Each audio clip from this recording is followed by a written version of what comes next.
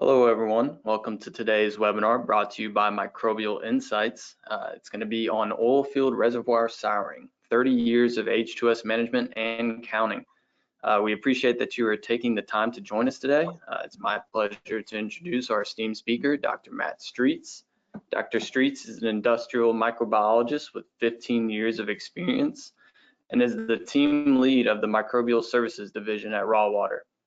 His background is primarily focused on microbial oilfield reservoir souring, including both forecasting and modeling, as well as lab-based extreme environment simulation studies involving the use of high-pressure bioreactors. Matt works closely with oil operators and service companies to better understand their problems and offer technical solutions associated with microbiological biofouling in the energy sector. So now, before I let Dr. Streets take it away, I would like to remind you all, as always, that this webinar is recorded. It'll be available in the resource section on our website by the end of today, most likely. So don't worry, we'll also be sending out an email with a link and a certificate of attendance following this webinar for those that have registered. And after he's done, there should be some time for questions, so feel free to type those away as the presentation goes on. I'll try to read off as many as we can when that time comes so you can get you your answers. And join me in welcoming a true advocate for sustainable solutions, Dr. Matt Streets. Thank you, Marshall. Can you hear me okay? Am I coming over clearly? Yes, you are. Perfect. Thank you very much. Yeah, so good morning, good afternoon, good evening, everyone. Welcome to today's webinar on the history of oilfield reservoir souring here at Raw Water. Firstly, a huge thank you to the team at Microbial Insights for inviting me to deliver this month's webinar. I feel really privileged to be given this platform today. In the past, I've been used to sitting on the other side of the webcam and learning about both problematic and beneficial microbial processes, from the mining copper with microbes last month with Dr. Liz Dennett, to microbial influence corrosion, to the excellent technology advances that MI is bringing to a range of industries. So as Marshall said, my name is Matt Streets. I'm the principal scientist and the director here at Raw Water. I'm a microbiologist by training, and I've been with the company for around 15 years. And I'm delighted to have you all here today as we explore the evolution of reservoir souring research and its impact on today's oil and gas industry. So before I dive into the history, let me first introduce Raw Water. We're a UK-based company with a long-standing pedigree in oilfield microbiology, predictive forecasting and modeling, and our suite of high-pressure bioreactor technology. So our journey at Raw Water officially started in 2000, but much of what we do is built on the back of some pioneering work conducted here in Manchester in the late 1980s. And over the years, we've evolved into a leading authority in reservoir souring and sour fluid management. So at Raw Water, we specialize in developing advanced solutions for predicting and mitigating that microbiologically influenced souring in oil and gas reservoirs. And our expertise really spans from fundamental research to applied field applications. So helping operators understand and manage H2S generation in water flooded assets. Our work supports those major oil producers worldwide, assisting them in extending field life, reducing chemical costs, and importantly, maintaining asset integrity. And we also support leading service providers and chemical vendors to optimize chemical application in order to, one, reduce waste and also improve microbial management. So why is understanding the history of oilfield souring so important? Well, I guess souring remains one of the most persistent and costly challenges in oilfield operations. The formation of H2S due to sulfate reducing microorganisms or sulfate reducing bacteria can often lead to severe corrosion, health and safety risks, and increased operational costs. So effectively, by exploring the evolution of souring research from the very early lab studies to today's predictive modeling and high pressure simulations, we can actually better understand how the industry is tackling these challenges and still what still needs to be done. So over the next 30 minutes or so, we'll take a deep dive into the key developments that have shaped modern souring management, as I said, from the early work which was conducted at Capsys to the creation of the dynamic TVS forecasting model that Raw Water now owns and runs, to our cutting-edge Birex technology and the impact of our oilfield souring joint industry project, the Seriatim series. Finally, I'll kind of discuss the ongoing challenges that operators face today and what the future may hold in the energy sector as a whole. So with that introduction in place, let's begin by looking back at where it all started effectively. So how the early research in the late 1980s laid the foundation for everything that followed. So as I said, to understand where we are today, we'll first look back to where it all started. And the challenge of oilfield reservoir souring has been recognized for decades, but back in the 1980s, our understanding of the problem was still very much in its infancy. We now know that reservoir souring often occurs when the sulfate reducing bacteria or microorganisms, they metabolize sulfate, which is often found in the injected seawater during secondary recovery or water flooding, to ultimately generate and produce hydrogen sulfide, H2S. And it's this gas really possesses significant challenges. It poses those significant challenges as previously stated. It's toxic, it's corrosive to infrastructure, and it increases operating costs due to the need for the likes of chemical treatment and enhanced safety measures. So, however, at the time, North Sea oil operators knew that H2S generation souring in the North Sea was a problem in water flooded reservoirs, but really the mechanisms driving it weren't fully understood. I guess more importantly, there was no reliable way to predict when, where, or how quickly souring could or would occur. The questions asked by kind of the individuals at the time were, could bacteria really be contributing to this problem? And can these bugs even survive under these harsh downhole conditions? So it was in the late 1980s, as I said, Capsys, a research group which originated from the University of Manchester Institute of Science and Technology, or you may know it as UMIST, here in the UK. It was at the forefront of studying MIC, microbiologically influenced corrosion, as well as oilfield souring. And their work was really instrumental in identifying the biological and chemical processes that lead to H2S generation in water flooded reservoirs. And this leading research was led by Raw Water's managing director, Professor Bob Eden, there on the screen.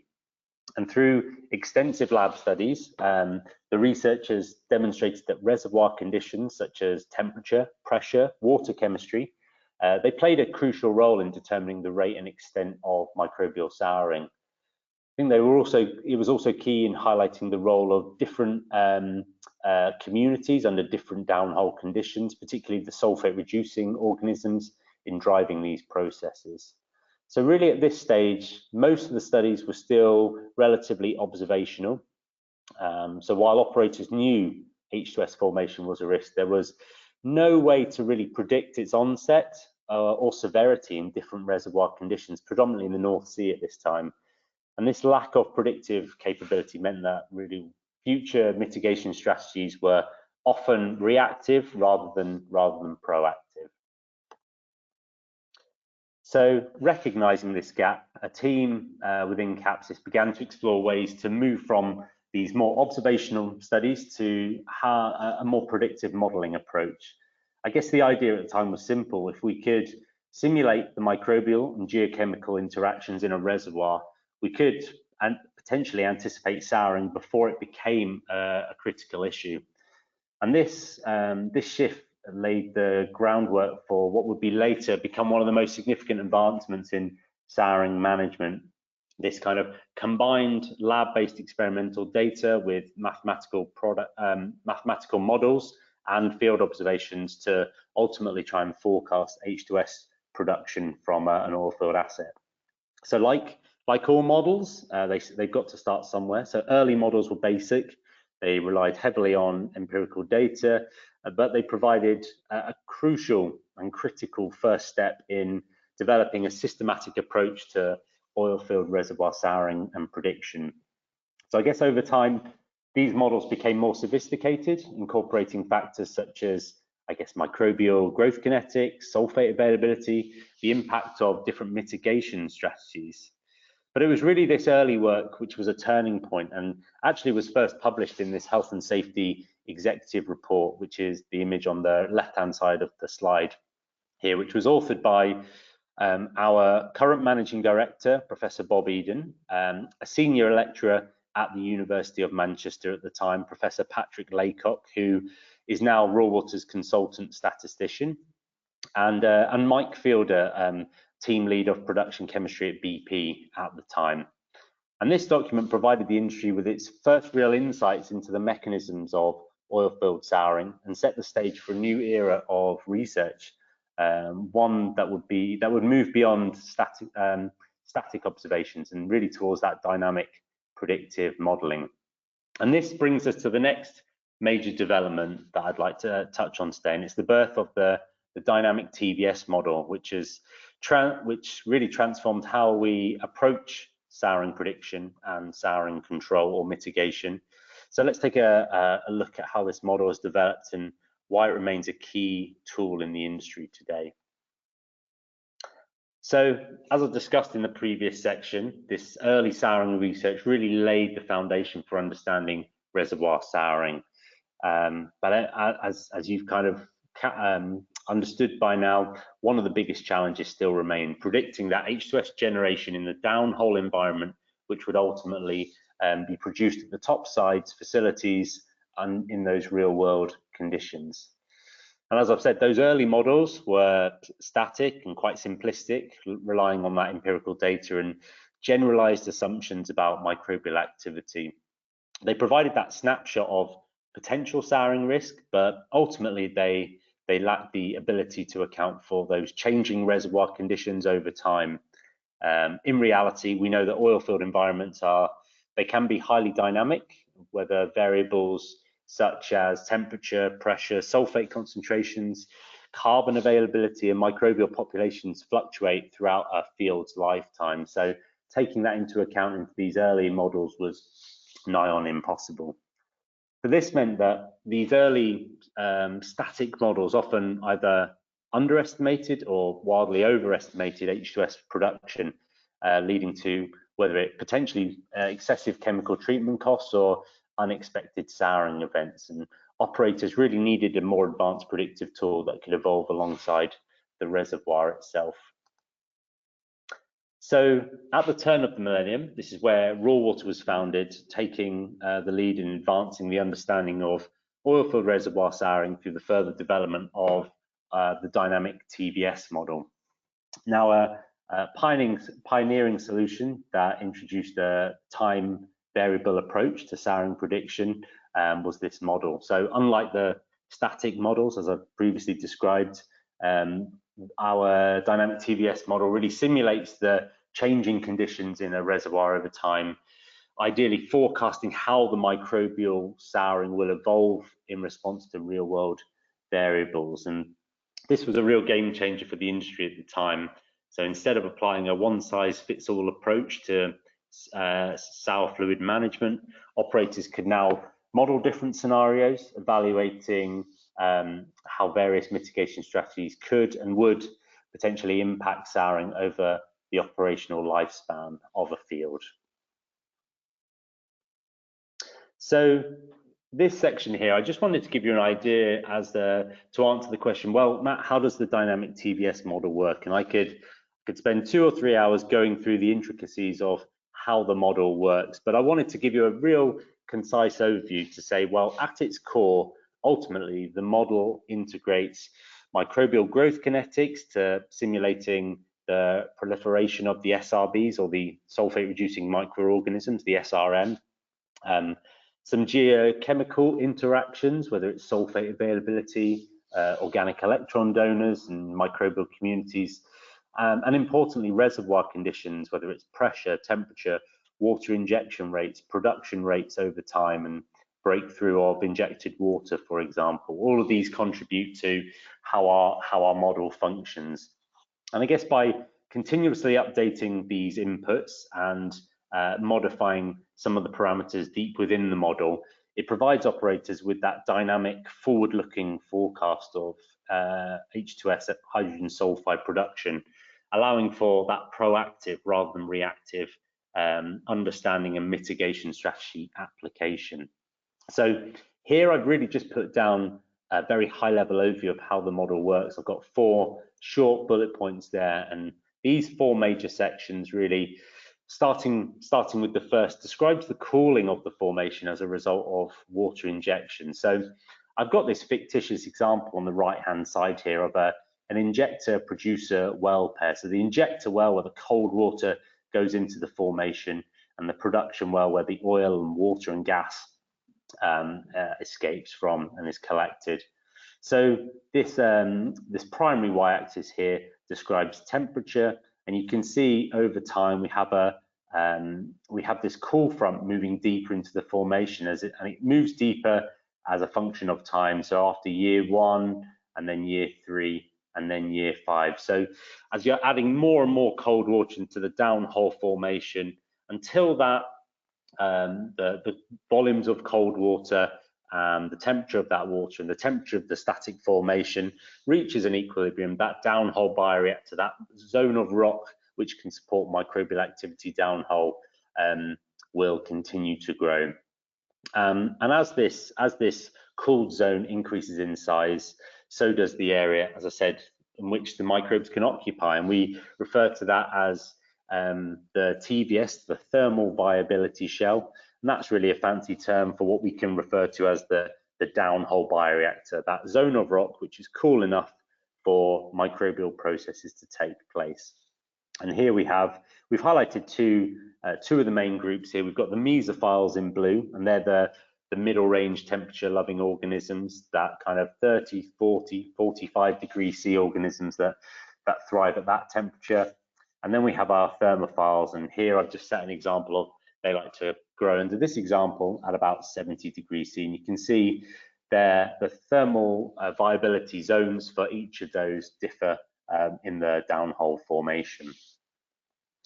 So the second section is the growth of the sulfate reducing organisms. So once we've set up that downhole bioreactor, it's then modeling the growth. And one aspect of this is the pressure against temperature. Now, these microbes are incredibly hardy when it comes to these 2 physical parameters. And on the left-hand side, I've got an example of a growth domain for mesophilic organisms, the cooler temperatures. So they like to, we've got here between say 10 and 45 degrees C, up to about say 500 atmospheres. So that is roughly 7,500 pounds per square inch gauge, so PSIG. On the right, we have a similar example growth domain for the thermophilic organisms, those that like to grow between say 50 and 70, 75 degrees C. What I want to highlight here really is that the black dots, they represent growth. So that's the growth and generation production of hydrogen sulfide, whereas the white dots up here, they really indicate survival. So this is where the organisms are viable. They're certainly not dead, but they're really not active at that point. So understanding when the organisms could be put under such environmental stress factors that actually they're really not active, they're not producing a great deal of significant sulfide. But if those parameters change and the pressures drop sufficiently to allow for souring or H2S production to take place, they certainly will do. They're incredibly hardy, these organisms. So thirdly, once those sulfate reducers are established in the downhole matrix, we then model the transport of sulfide species through the formation to the production well. And this is where we can calculate the total mass of sulfide in kilograms per day against the period covered by the forecast. So this example here is an example output from our souring forecasting model, and this is looking at about, where are we, 12, 13 years worth of operation, and the peak here can also be overlaid onto kind of the NACE standards, though the AMP standard, the MR0175. And this standard describes H2S partial pressure against pH, which is incredibly valuable for the discipline of corrosion engineers to understand which region of sour service the asset will likely fall within. And finally, I guess once we've calculated that total mass of sulfide making its way to the topsides facilities or to the production well over a given time, we can then partition that mass of sulfide across and H2S between 2 or 3 fluid phases, typically water, oil and gas, at a given set of pressure, volume, temperature and pH conditions. And here we have the gas phase H2S concentration in ppmv at the given PVT and pH conditions. So here we're looking at this gas phase data set presented at kind of typical separator conditions, peaking at around, I guess, 2,800 ppmv. So that's a really high level overview of kind of the process of our souring forecasting model. And I guess since its development, the TVS model has been successfully applied across a wide range of oil field environments all around the world, from low temperature reservoirs to deep, high pressure, high temperature assets. So for example, I've got a couple of examples here. In a North Sea field, the operator actually used the model to predict the onset of souring before any significant H2S breakthrough had taken place, and this really allowed them to implement an optimized nitrate injection strategy, delaying souring for several years and significantly reducing operational and chemical treatment costs. And in another example, the dynamic TVS model was applied in a West African asset with high reservoir temperatures, and some traditional modeling had indicated that the activity would be really limited due to these extreme conditions, but the dynamic TVS model demonstrated that these thermophilic, these hotter temperature loving organisms, these sulfate reducing organisms, could still thrive, leading to low but still significant and unexpected souring. So really with this insight, the operator was able to adjust their treatment program early, avoiding those costly remediation efforts later down the line. So I think these examples are a couple of anonymized examples of that highlight the model's versatility. So it's not just a forecasting tool, but it helps as a decision-making tool as part of the multiple lines of evidence that operators like to have to tailor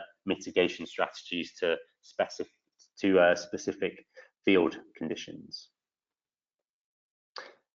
So the development of the TVS model marked a significant step forward in reservoir souring management, but there was still one major challenge, and it was validating these forecasts and predictions against real-world conditions.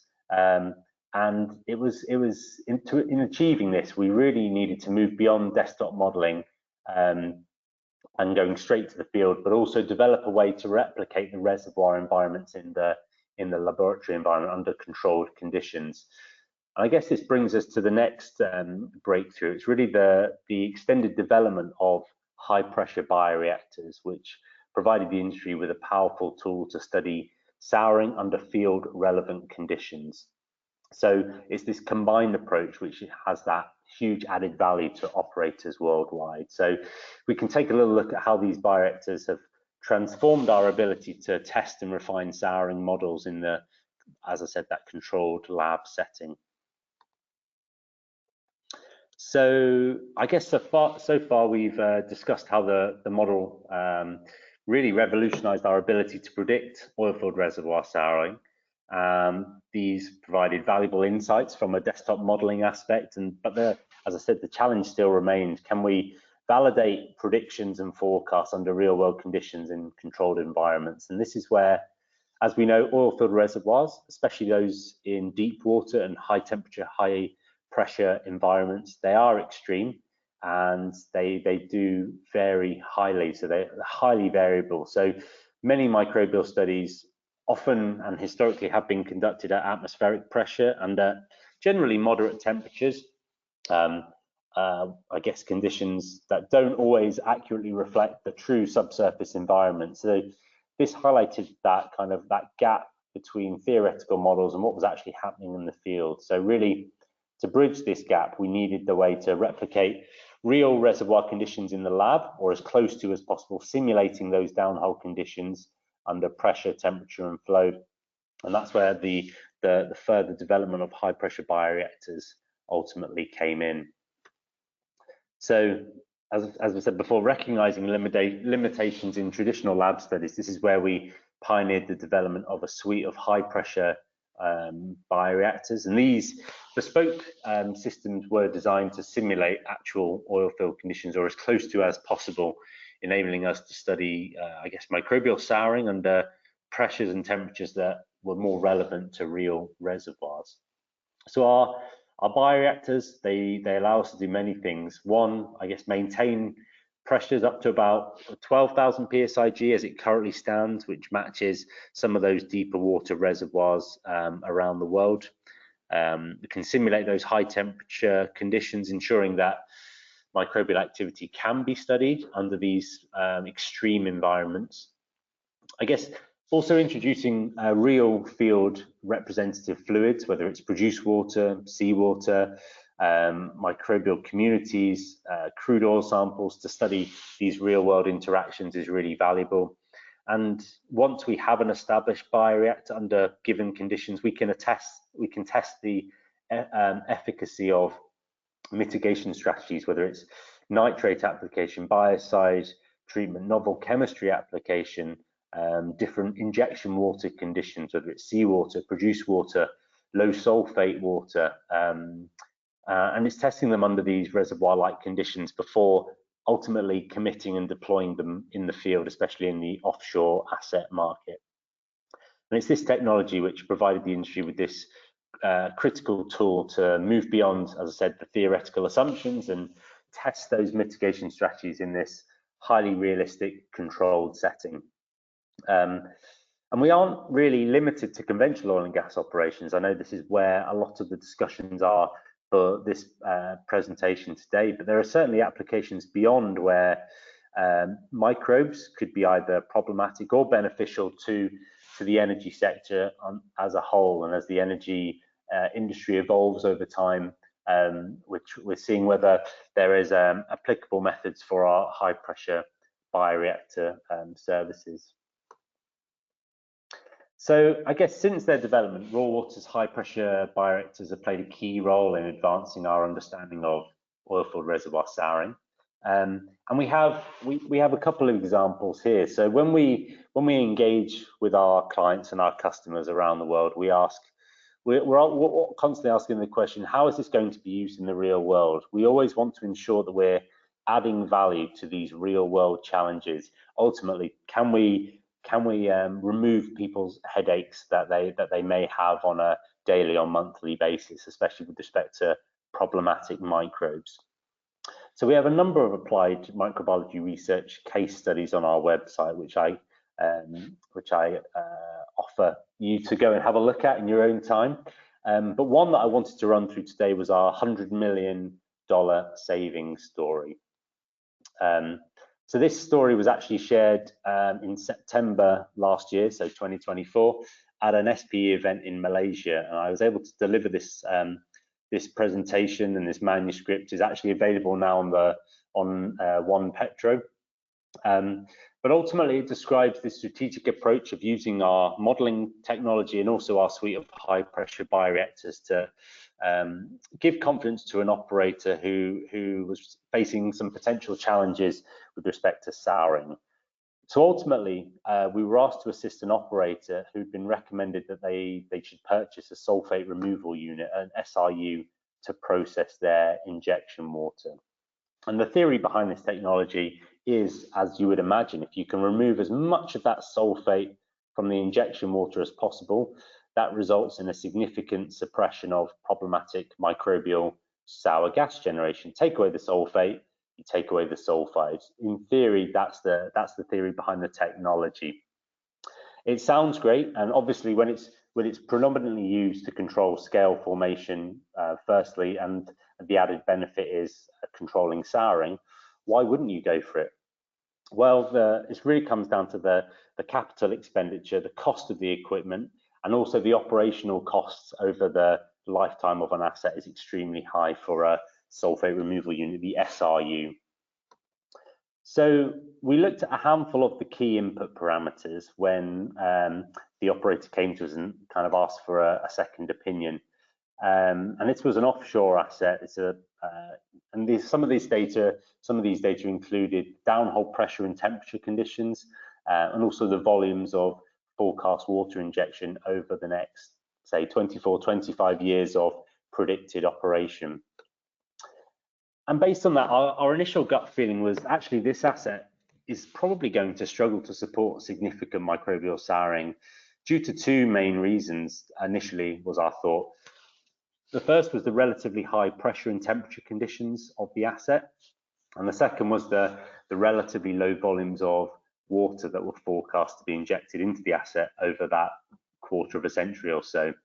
So going back to a few slides ago when I highlighted some of the four main aspects of how we conduct our modelling, that first point with respect to oilfield reservoir souring, the low number of barrels used for water flood in this example would be really quite unlikely to form a large competent downhole bioreactor, a downhole thermal viability shell for microbial souring. And when we combined that with the high static formation pressure, we thought we're not confident that this is going to support a great deal of souring. And that's when we took on the mantle of conducting the souring forecasting and modelling work for this operator. So our starting point, as I said, was conducting souring forecasting and modelling using the dynamic TVS souring forecasting tool. And this work really determined that it was the downhole conditions, the pressure and temperature combination, they really weren't conducive to significant sulfate reducing activity on a microbial level. And so ultimately this led to an output forecast for a number of the well pairs which described no significant sour gas generation over the 24 years of operation. So that was the period covered by the forecast that we conducted with the dynamic TVS model. And at that point, it seemed quite clear that the hydrostatic pressure was a driving factor for the suppression of microbial souring. So when we delivered these findings to the operator, we were actually asked whether it would be possible to demonstrate this in a controlled lab environment. And this is where our suite of high pressure bioreactors came in. So we constructed and operated a number of bioreactors for this study, and you can find more details in the SPE paper that I referenced at the top end of this part of the presentation. But ultimately, first we set up a low pressure, low temperature bioreactor, which was saturated with a sample of crude oil from the asset. And this column was used to demonstrate that the components from the residual crude oil from the West African asset could be used to reduce sulfate to sulfide by the microbial communities used to inoculate the column. So the hydrocarbon in the bioreactors could be used by these microbes to take sulfate and generate sulfide under the low pressure, low temperature conditions. We had a similar set of bioreactors set up, and these higher pressure bioreactors, they were operated under different asset conditions, which ultimately demonstrated that the microbial souring would be significantly suppressed, and a final reduction in the hydrostatic pressure of at least one of the high pressure bioreactors demonstrated that the problematic sulfate reducers, they certainly could survive the elevated pressure conditions even if they weren't producing sulfide, but once we lowered the pressure, they could kick back into action and recommence sulfide production under more favorable lower pressure conditions. So based on this combined modeling and controlled lab high pressure bioreactor study, we were able to confidently say that significant souring under field relevant conditions really wouldn't take place. So therefore, based on our experience in our modeling and our lab data, a sulfate removal unit for injection water treatment in order to control souring alone really wouldn't be required. What was a key output as well was that due to our observations of potential problematic souring under lower pressure, lower temperature conditions, we were able to actually recommend focus on microbial control at the topsides facilities. So not a great deal of activity under the higher pressure, higher temperature conditions downhole, but topsides facilities, microbial control was still very much required. So based on this work, which was completed in 2014, we were actually able to save the operator over $100 million for the purchase and operation of the SRU at the time. Now, 10 years on, we're still in contact with the operator, and we're pleased to report that the asset remains sweet despite years of injection water breakthrough. So we're really pleased that this work was a clear demonstration of the added value that combined forecasting and modeling and relevant lab-based studies have, or they can have, for sour fluid management. So now stepping back again, I appreciate I'm going a bit back and forth here, but stepping back into like the mid-noughties and the further development of high pressure bioreactors, raw water, we've been able to bridge the gap between theoretical modeling and real world application. So tried to be instrumental in providing industry confidence in souring prediction and mitigation strategies, but we didn't want to stop there. And really the next major step was industry-wide collaboration, which kicked off around 2005, 2006. And this was the launch of Raw Water's Oilfield Souring Joint Industry Project, the JIP, known as the Seriatim series. And Seriatim is an old English word which ultimately means one after the other, and it related to different water injection chemistries, or different injection waters at the time, being applied one after the other. And this initiative really brought together leading operators and service companies and chemical vendors to further refine our understanding of reservoir souring and try to develop some best practices for souring management. As we've seen, advancements in predictive modeling and high pressure bioreactor technology has significantly improved our ability to understand and manage oilfield souring.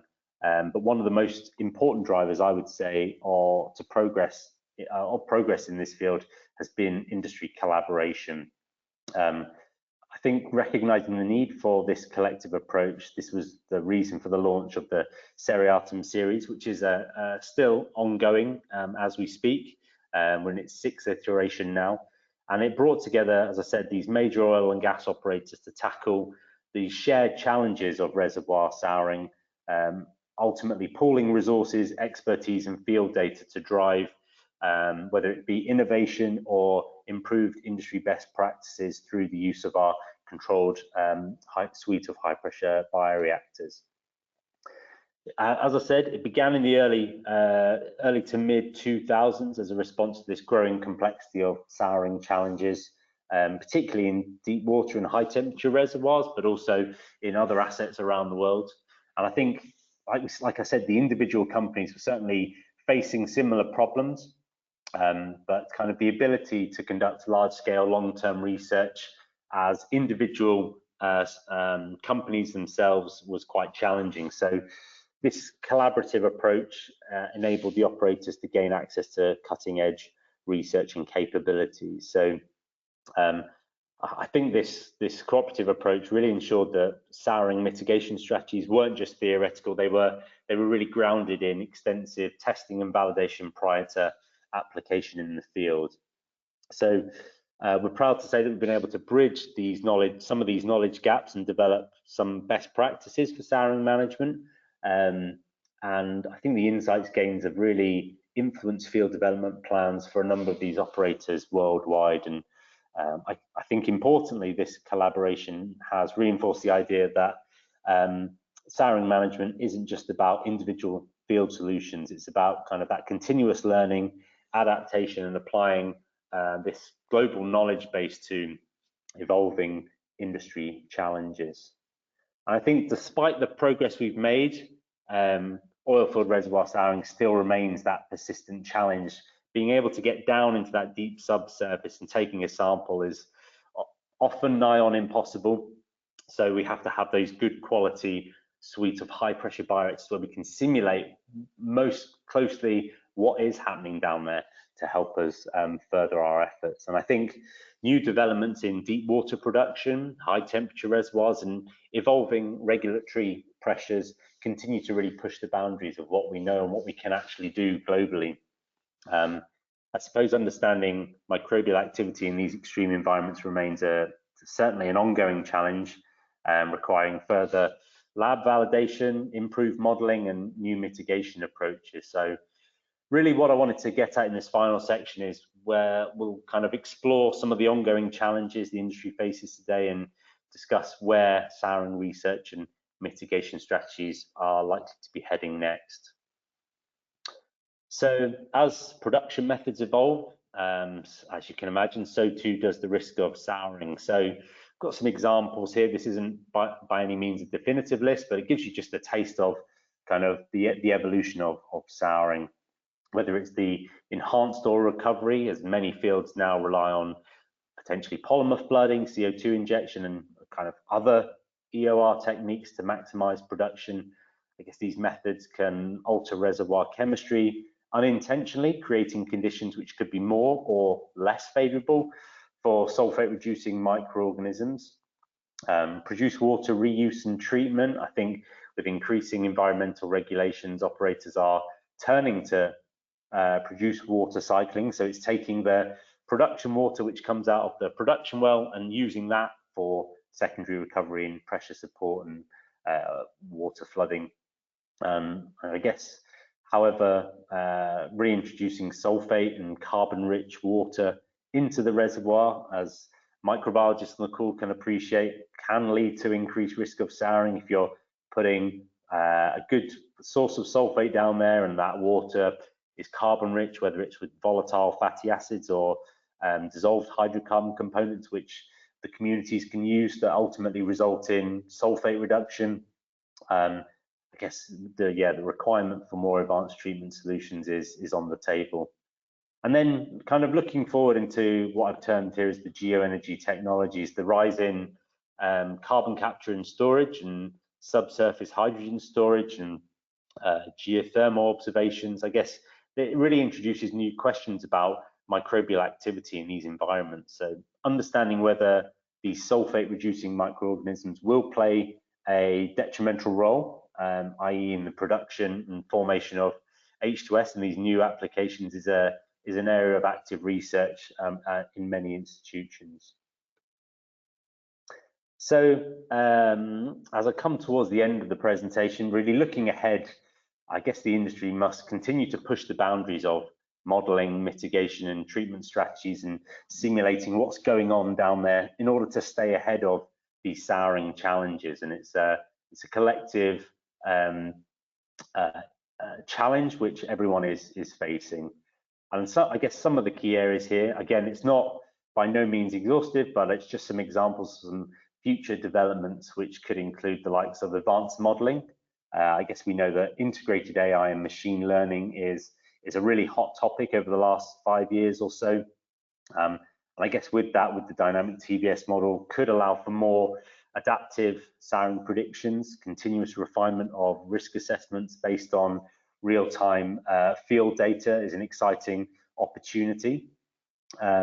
Next generation mitigation strategies, so research into whether it's alternative biocides and biologically inspired treatments could potentially lead to new ways of controlling souring without excessive harmful chemical usage. And finally here we've got more field relevant lab studies. So in order ultimately expanding the high pressure bioreactor capabilities to simulate an even wider range of what we refer to as reservoir conditions. So that could include complex fluid interactions in multi-phase systems. Things like that will be critical in for refining mitigation strategies before they're deployed into the field.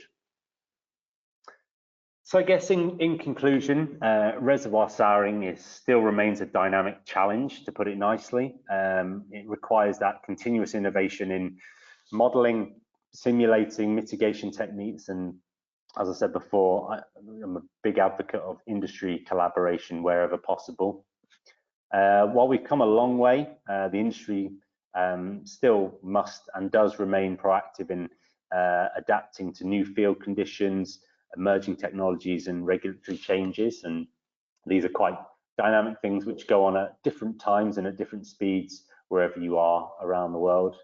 I think at Raw Water we remain committed to pushing these boundaries of really what's possible in souring management, working closely with operators, researchers, industry leaders to develop the next generation of solutions. So the publication highlighted on the screen here is a book which was published in 2021, and myself and my colleague Leanne Walker at the time, we co-authored the chapter on Oilfield Reservoir Souring. So you can see that initial HSE publication from 1993, a lot of the similar topics still cropped up in this this publication, this microbial bioinformatics in the oil and gas industry.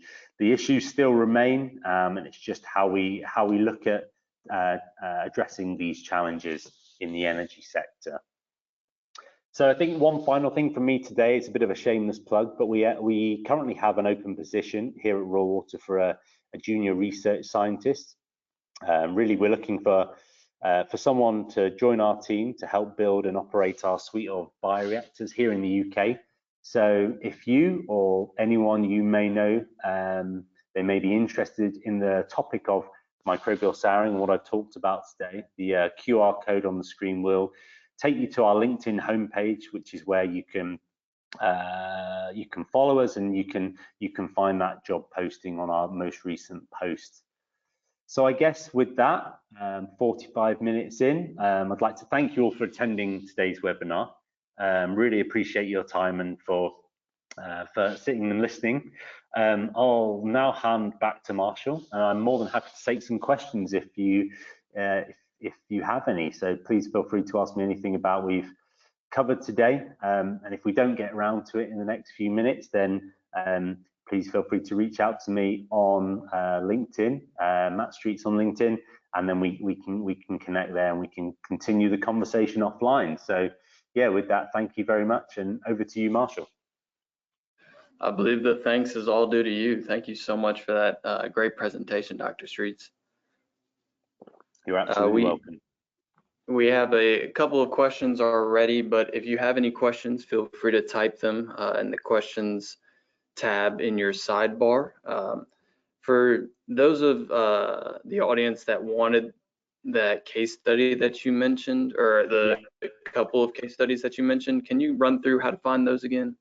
Yeah, absolutely. That's a really good question. So if you head to our website is rawwater.com, rawwater.com.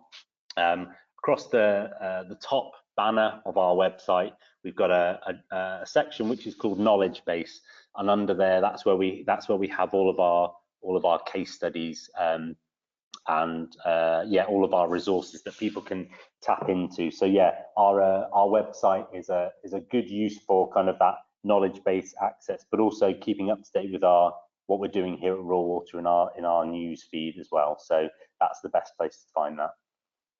Great. And then would you be able to share the slides that you presented today? Yes. You can either just email them to me and I can distribute those out. That might just be the easiest way. Yeah, no problem at all. I will PDF them and send them over shortly after this call. Great. For those that are interested, you can just email info@microbe.com if you're interested in those slides or have further questions. We'll get into some of the questions.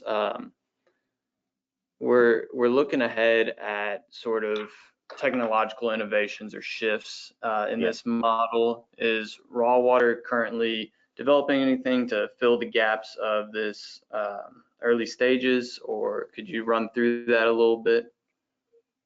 So kind of running through some of the developments that we're working on at this point in time. Yes. Yeah, so the model's really set up in order, and it's applicable to kind of conventional oil and gas exploration. So kind of water going into the injector and oil coming out. And so as part of that, a big part of the evolution is looking at developing kind of key switches as the world is moving towards recycling, for example, produced water reinjection.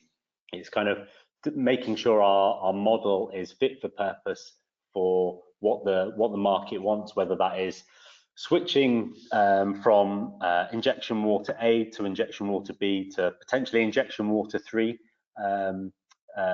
injection water C, sorry, to for pressure maintenance and support.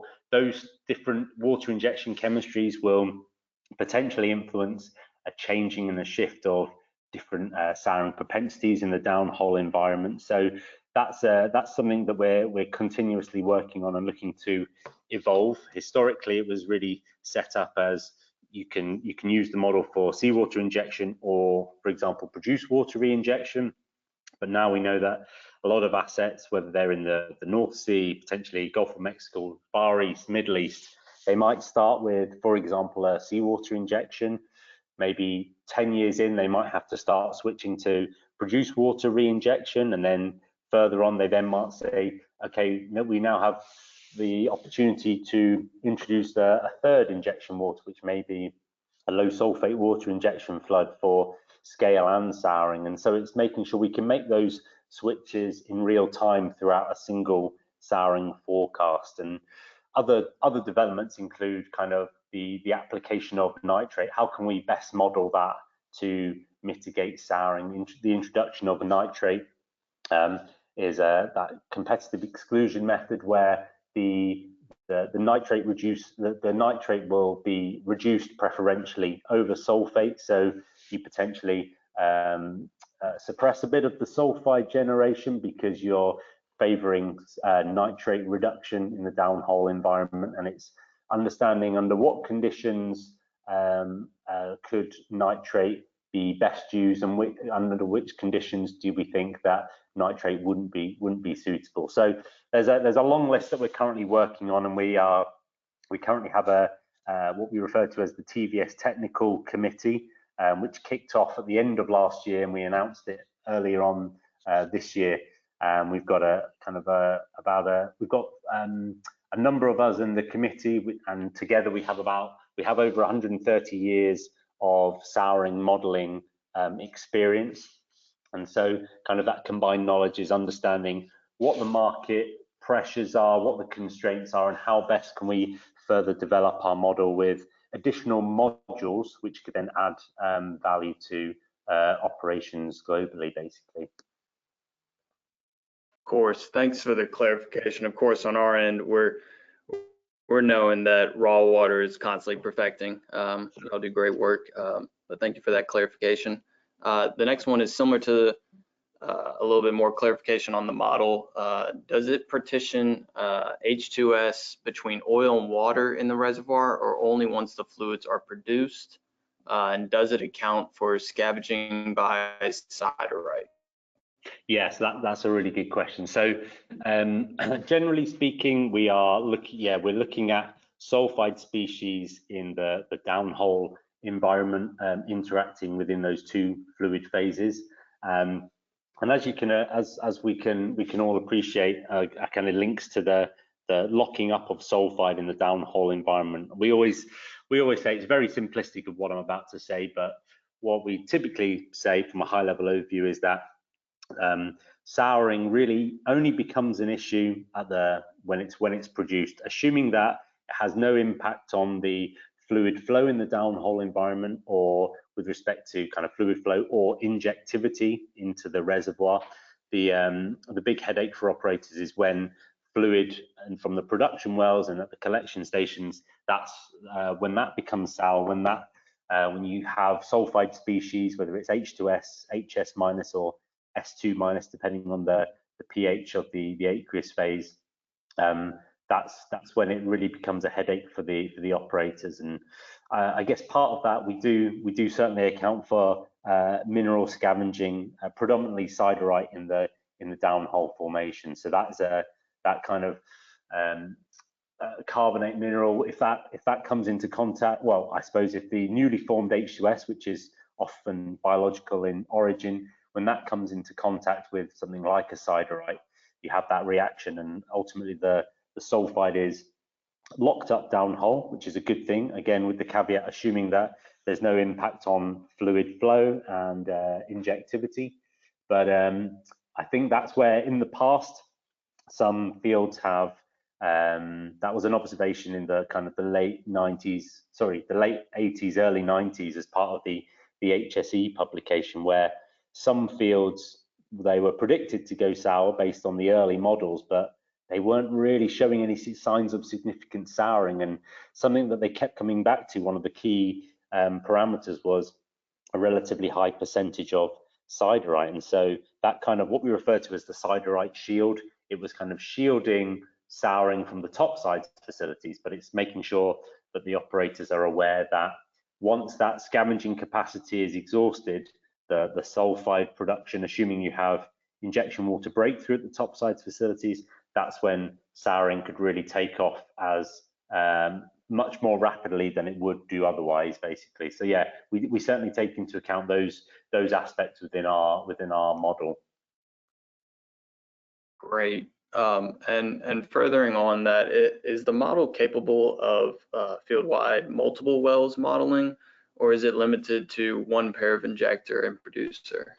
Yeah, so that's a really good question. So as the model currently stands, which is the model that's available to operators, it looks at an individual injector producer well pair. And in the past, we've looked at multiple well pairs within a study to really understand the different downhole bioreactors.